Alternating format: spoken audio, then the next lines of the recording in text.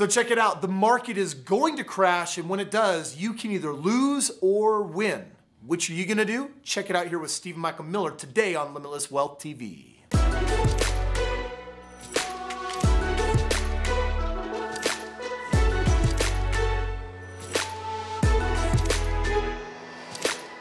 Hey friends, Stephen Michael Miller here, and man, I'm excited to go over this next question. Got another one here. It says, what are the best strategies for real estate and stock investing to get rich during the next market crash? So that's the next question here.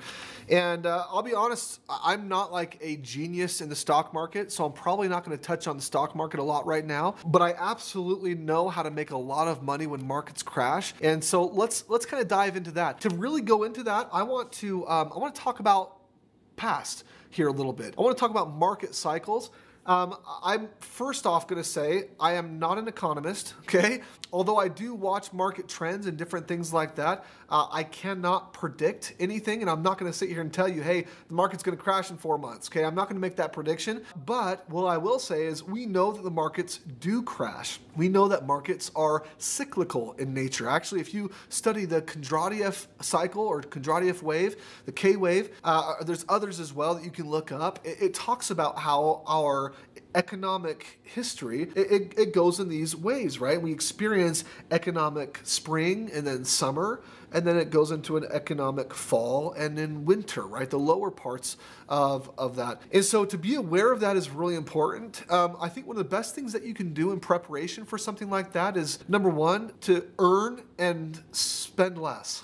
You know, I mean, I know that's a simple answer, but that's one of the first things that you can do is to learn how to have a proper budget.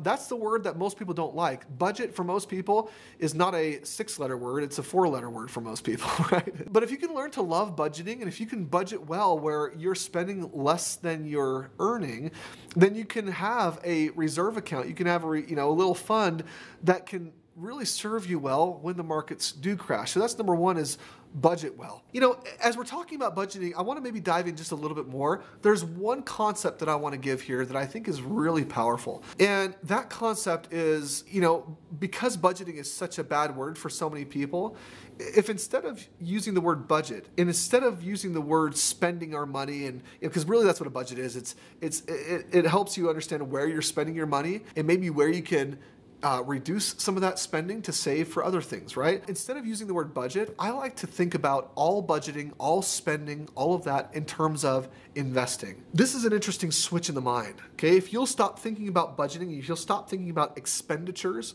and if you'll start thinking about all those things as investments, I believe that it will help you mentally a little bit. This is something that's helped me a lot, where instead of thinking of your cell phone as an expense, or instead of thinking of your power bill as an expense, if you think of it from here on out as an investment, you think about it a little bit differently, and you also may treat it a little bit differently. Think about it for a moment. If your cell phone is no longer an expense, but it's an investment, how would you treat it differently? I tend to think that you might make more sales calls on that cell phone. Maybe you'll call more people to grow a relationship or to tell them that you love them or whatever, right? Maybe you'll use it wiser. Maybe instead of playing games on your cell phone all the time, you'll use it for business purposes. If it's an investment, then what you're looking for is a return on your investment. And you can gauge that in a number of different ways. But if all of a sudden your cell phone is no longer an expense but an investment, not only will you make the most of it, but you will begin to get a return from it. Same thing with your power bill. If your power bill is an investment instead of an expense, then it's no longer about just turning off the lights to save a few extra dollars. It's about turning off the lights so that you can use that money to invest wisely in other places. So if you look at it as an investment, it can completely change the game for you, which will allow you to save more money. So again, we're talking about how do I prepare?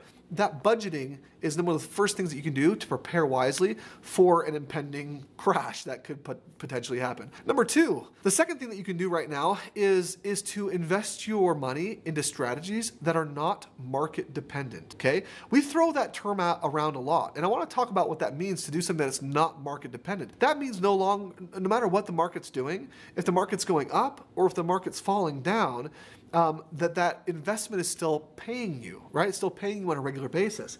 I can't tell you how many stories I've heard from people who bought spec homes. If you don't know what a spec build, that's where you're speculating. That's where it comes from, right? You have a belief that the market will go up in value and that you'll be able to sell your property for more money. Now, appreciation does happen over time. Appreciation over the long term happens, very regularly. But oftentimes with spec builds or with speculation in real estate, you're buying a home with the hope that in that year or in that 6 months or even 3 or 4 months, it might go up considerably, which is where you can pull your money back out. And I know a lot of people that put their money into spec homes or things like that, and when the markets crashed, because they had put their money at the peak of the market, when it crashed, they were underwater, right? They had more money into it than that they could pull back out. And that creates a really bad scenario. It's one of those oops days that we don't like to think about. So what I would say is put your money in real estate that is performing, put your money in real estate that's paying for you, that's not necessarily market dependent. One way to do that is to utilize a system that does that. Another way to do that is to buy a home that has equity in it. We talk about this a lot as well.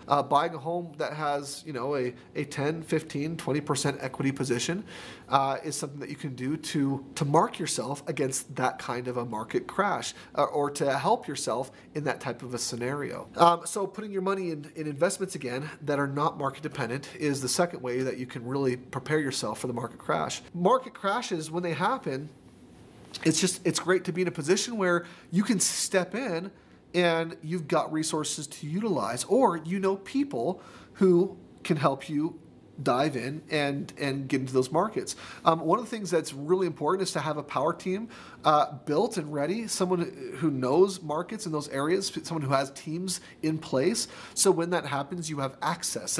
That's one of the things that I know that a lot of people struggle with, is access to good deals during market crashes like that. What often happens is when the market crashes, you've got these massive companies who all pour in, and they've got their massive teams who've been doing this for years and years and years. And so they know exactly what to do, where to go, the banks to talk to get the very best deals. And that oftentimes leaves the onesie-twosie type investor or the mom and pop shop out of the game. So if you're plugged in though to someone who has that kind of access, that can be a huge boost for your ability to get in and take advantage of a market crash. I know for us, we were in a wonderful position when the market first crashed in 2006 and 7, or I guess 7 and 8. When that first happened, we knew a guy who knew the vice president of one of the larger Fannie Mae at the time, and because of who we knew, we were able to get in and get access to a lot of these lower priced homes, a lot of these REOs, a lot of these bank repossessed properties, and that really made a difference in a lot of our early on experience. I mean, I remember one of our experiences, we were able to put a bid on and purchase 164 homes that we ended up getting for, I think it was like 4, 5, 6 cents on the dollar. I mean, it was amazing. And that was because of who we knew. Later on, when we went into Phoenix and Vegas and Orlando, we were able to get in on properties that, at the peak of the market were selling for $320,000, $330,000. When the markets crashed, they were then selling for $80,000, $90,000, $100,000. That's a massive, opportunity right there that we were able to take advantage of because of some of the relationships that we knew, some of the people that we were doing business with, and because of what we had done in preparation as well. So that's the third thing is, getting plugged into a system can really help take advantage of some of those things. So if you're looking to make the most money in a market crash, just follow those 3 things, and hopefully that will help you to really dive in and be ready when it happens. So if you'd like to plug into a team that can help you really crush it during the next real estate crash, come and let our team help you out. We've done real estate in up, down, sideways markets. We definitely know how to navigate the crashes, and we can help you do the same. Or not, because we only helped our clients make tens of millions of dollars in the last market crash apart. Otherwise, subscribe. We'll see you on the next video.